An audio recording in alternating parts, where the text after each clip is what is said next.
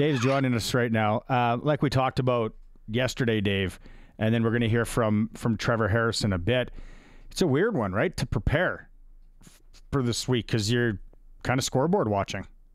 Well, you're scoreboard watching, and I was doing some research trying to figure out what the actual CFL stipulations are as far as roster declaration goes, because there's going to be about 60 minutes or so between the games. So let's say that Winnipeg all of a sudden wins, right? So then the game becomes meaningless in the standings for the Roughriders. Can they go ahead and just switch up what they're going to do? And it doesn't sound like they can make that. I think there's 3 game time decisions that they can make. So they got roster flexibility of 3 going in. So you have to play the game. And again, I think what the differing approach would be as to whether or not how the game is going, right? If you need the win to get first, then you make sure that you don't rest anyone at any time, if you know what I mean. I think they should call the Yorkton Terriers and ask them about transferring players. And then, just kidding. Yorkton again. It's this could be just a, have fun with Yorkton Day. I like the question there you had, though, because it's the question that we've probably, I bet you I've been asked the question, and Cole, we've had the text messages over 100 times this year is why can't they put Ouellette and Armstead or Ouellette and whoever in the backfield at the same time. It's just tricky. It's roster construction, right? Those are 2 American players, so you have to take another American out. Who are you going to sit? But again, Coach Mace says we're going to put the best roster on the field no matter what. So if there's an opportunity that we can make it happen, we're going to make it happen. Yeah, it'd be nice to see, though. It'd be really, really, really nice to see. But there's only one football, Barney. Like, it would be great to see. It would be fantastic to have them 2 back there. But there's only one football. Only one of them can carry it. I think I would. Hey, video game coach here, put them both and almost as a distraction. Like, to focus. So what are they gonna? And then just man-to-man defense on the outside or something, and then just start airing it out. But that's crazy talk.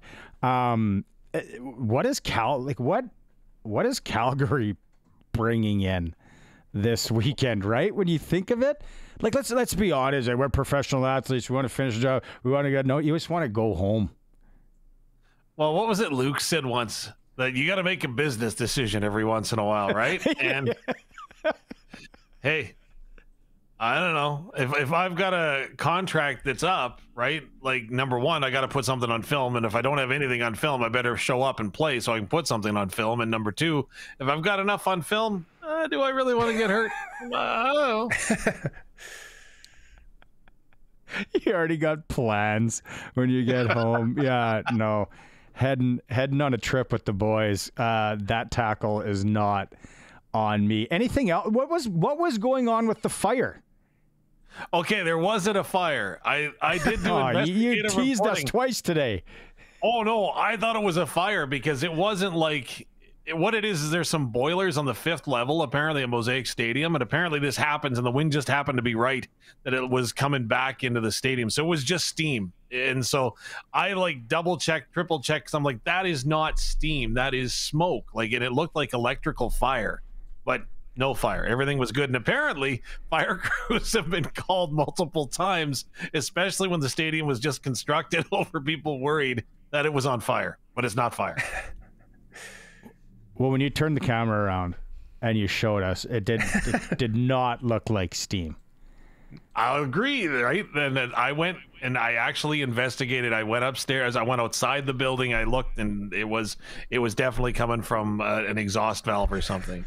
Colson, do you want to check? Hold on. Your dad is used to be a volunteer fire chief, right? So is that why you want to chime in here? No, I was just going to say that's probably why they built that fire station right next door. So the calls are just going to be 30 seconds instead of having to come halfway across the city. I think the fire station was there before the stadium. Wasn't it the old Mosaic Stadium, the old Taylor Field? Remember, wasn't it they put up like the burning log on the old Maxtron, and somebody thought that the stadium was on fire, so they called the fire department in?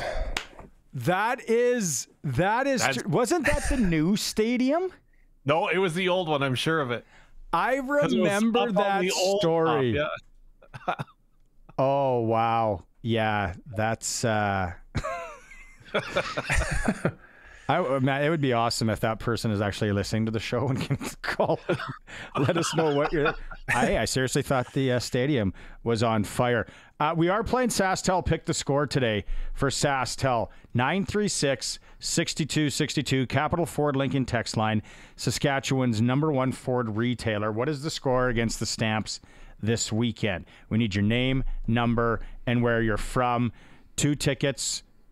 We're going to award them today. If you're really close, then you go into the draw for a chance to win a $200 SaskTel gift card as well. All thanks to our friends at SaskTel. If you're watching the stream, we are going to have a little tease and an extra chance to win for you in a bit with the stream. Colson, your mic's on again.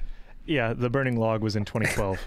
So old stadium. Old stadium? Yeah. I thought you were going to say, no, I thought that fire station was erected in 2019.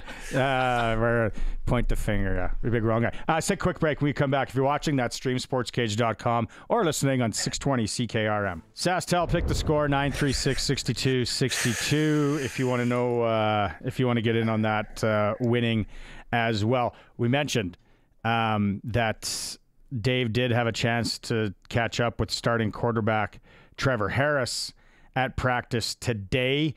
And as we just talked about a few minutes ago, Dave, you had a chance to ask him, say it's kind of a weird one where you're scoreboard watching. Well, Trevor, interesting week. Playing Calgary could potentially be a game for first place, or it may not be. Yeah, out of our control. We're just, preparing as just a normal week, playoff week, and that's kind of where we're at. And I'm just excited to be back playing. I didn't want to have a bye week. I felt like we were starting to roll in, and just excited to be back out here. You talk a lot about the approach of this team to games. How important is to maintain that consistent approach? Yeah, I think it just comes down to us focusing on us, because like I've been saying, it's not about the result. The result is, us getting in the playoffs. That's important, but it's more about who we're becoming in the process. And I think that we're becoming the team that we really want to be. And that's why I didn't really want the bye week. I wanted to just get back out here. So just glad it's out here. Glad we're back. How much will you be paying attention to the Montreal-Winnipeg game? I have a feeling they'll probably be updating us here. I think we'll get probably play-by-plays, and people will tell us what's going on. But that's not out of our focus. It's out of our control. And so whatever happens. We're focused on Calgary. That said, what would a first place finish mean to this group? Oh, it would be incredible. But again, out of our control. We haven't earned the right to make this game for first place. We didn't earn that right. Winnipeg has, and if they falter, then we're taking all donations. And so we'll go out there and play and do what we can do. But it's really just about us going out there and just focusing on executing versus Calgary. It's not about us waiting on their game. We're focused on Calgary, and whatever happens. Now, you mentioned earlier that it was tough. You didn't want to have that bye week last week. You wanted to keep the momentum rolling. How big is momentum at this time of year? Huge. And I think it's something that I know people don't talk a lot about at this point is momentum and continuing that momentum. And like I said, developing into the team we want to be. There's no time for backward steps. There's only time for forward steps, pressing the envelope and making sure that everybody's staying focused and staying honed in on what we want to do and what we're trying to accomplish. Interesting comment there at the beginning where he's like, Winnipeg deserves that right. Winnipeg is the team. I don't play them, right? Like Harry, like if they're scoreboard watching and it doesn't go the way we want it to go, okay, Trev, go have a hot tub, do whatever you want. Yeah, for sure, especially if it's decided already, if they know. It's funny because you can't help but pay attention to what's going on in another game. I always have a hard time when athletes say that, like, we're not going to worry about it. We're not going to worry about what they're doing. It's human nature. You're going to want to know what's going on in that other game. And it is going to dictate how the rest of your day goes. So you'd be crazy not to pay attention to it. In my opinion, I think we see Trevor Harris, no matter what the outcome is in Winnipeg, for at least a half, because he is going to fight to play, because again, he's upset that he missed that time with the knee injury, number one. But number two, I've had an opportunity to watch how meticulous he is when it comes to his timing, his reads, and his mental preparation. And I think that he knows what a good thing that this team has got going right now. So to me, I wouldn't be shocked to see him start the football game, irregardless of what happens in Montreal. He brought up an interesting thing about the bye week, and Jeremy O'Day touched on it on yesterday's show. It is an odd time to have the bye, and I was curious when he was asked, when is the good time? When would you rather have that bye? Are you okay with having it this late in the year? And it is kind of a weird, like, 1 week off, 1 week on kind of situation. I don't think that if they could have picked this bye week, they would have picked it. Oh, absolutely not. They would have wanted to break up that 10 weeks in a row, right? They had the 10 games in a row, and if they could have broken up that, I think they would have been much happier. It's like a use that card at some point. Everyone was falling with injuries like flies. We're gonna use our bye week card right now, and then we're gonna use the other one right after, if possible. Call the other teams, let them know to book their stadiums. We're not coming. Again, facetiously, right, people? I don't. See, it's like the last time the three of us were together and we were talking about, it's the best sunset, it's the best picture, it's the adage. Yeah, no, we're gonna do our thing. We're just one game at a time. We got to do what we got to do. We got to get ready. No, you're watching the game and then you're saying, I'm wearing sneakers. I get Dave. I think he is going to play. I think he will and wants to. It just scares me. I hate it. Maybe as a Patriots fan, with when Wes Welker went down and a nothing game and they didn't need to play him and he blows his knee out, and I'm screaming at my 36-inch tube TV. Oh, you didn't have a small plasma one like Michael Scott. Fair enough. I heard that's what you had. But anyways. I did later. I did later, and then I had a big party around it. Yeah, okay. Fair enough. But what I'm going to say, just to add to your point, is that, nobody wants that worst case scenario to happen. But there's also something to be said with the rest versus rust argument. And having the bye week as late as the Riders did. And again, we saw what the bye week did for them, right? Their bye week came in week 3, right? Or week 4, pardon me. And then they also had that bye after the Labor Day rematch game. And now they've got on a roll. They've won their way out of those bye weeks. So I think they want to continue with that mojo and keep it going. I appreciate the compete factor that he wants to play, but coach has got to coach. I don't care if he stands on the sideline, I'm going to hold my face till I turn blue. You're not going in. Like, that's just the way it's got to be, especially if it's for nothing. And and there's a number of guys too that need some live reps, right? Some live bullets to knock off some rust before playoffs. So no, it'll be interesting. We'll catch up, and I'm sure Glenn Suter's going to want to talk about all this in hour 3. Dave, before we let you go, I want to talk about today, because I'm sitting at watching, and there's like every NHL team is playing tonight. And where we are in 2024, we're spoiled. Like, our kids are so spoiled. Like, at the click of a button, you are instantly not bored. Like, when it was us, and it, like, when your parents subscribed to the cable package that had TSN as a kid, like, that was next level. I'm sure in Weyburn you guys had the same packages as everyone, right? Oh yeah, we did have electricity too and phone service, just so you're aware. But no, like, I'm yes, wondering when we got TSN, I know it was a big momentous occasion. It was a good time. It was an upgrade, because when TSN first came out, my mom bought this old black and white TV from Sears that she had from, I don't know, ever. And if you actually turned it to the east a little bit, you'd get TSN for free. It was a great day in Weyburn. What? Yeah, I know. Who knew why? I don't know. What's the statute of limitations on that? You might owe some money to the cable we're well provider. Beyond that. But because the reason why, and this is months ago, when Harry and I were in Saskatoon, I'm in Nashville, and I'm watching ESPN, and lo and behold, it comes on, and I'm like, no way. Now I got to watch this for at least a half hour. The World Roofball Championships. Come on. And Harry, we talked about this. Dave, did you see this? Did you see how this, do we have this? Can we put it up on the stream? We can't put it up on the stream. It is one of the craziest things I've ever seen on television that's been broadcast live is roof ball. If you're out there, just do yourself a favor, look it up right now and watch it after, maybe in a commercial break. The bosses will say, don't take people away from the stream. In a commercial break, do it. But it got me thinking, like, what are some of the weirdest things, Harry, like that we used to, when TSN came on, it was like, I remember it was 3/4 of it was Australia rules football. It was darts. It was Kiana's flex appeal, which was okay. And you just were hoping for some normal sport. They used to have fishing. Fishing was on regularly. Bob Azumi's Real Fish in Canada.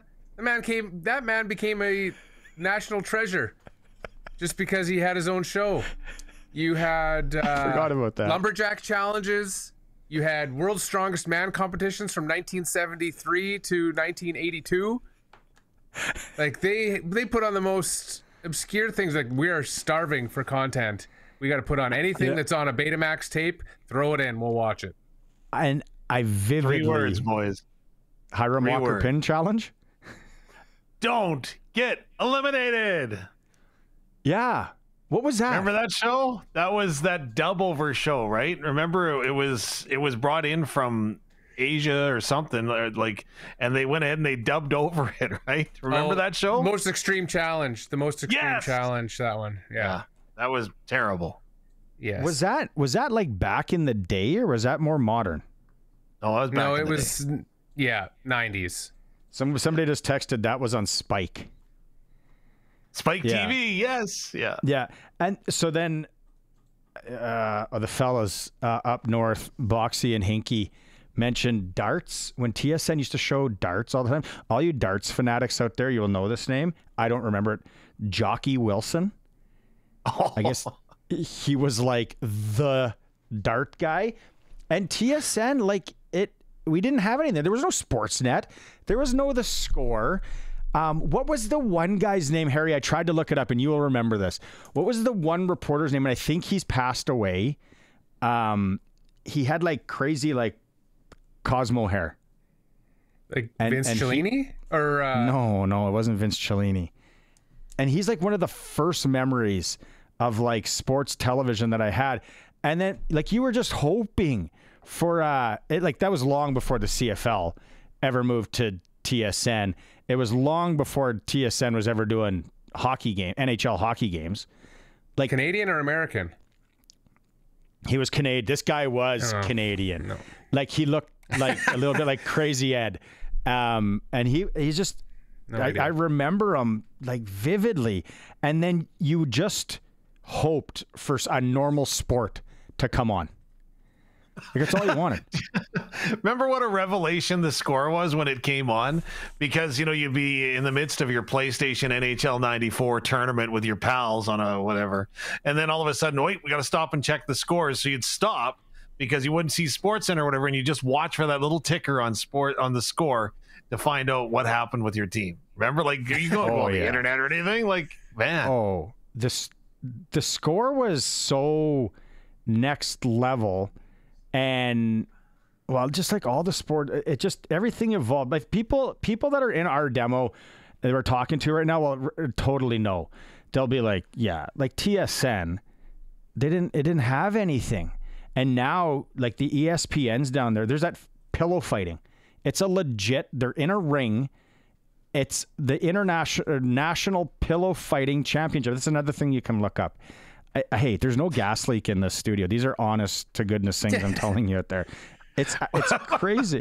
I forgot about Bob Azumi fishing, but I do remember the Hiram Walker pin challenge, the bowling. Because then in high school, you'd always go bowling with your buddies and, you know, have a couple and you'd be right, buckle, take the bus home. And then you'd be like, yeah, I was on the Hiram Walker pins challenge.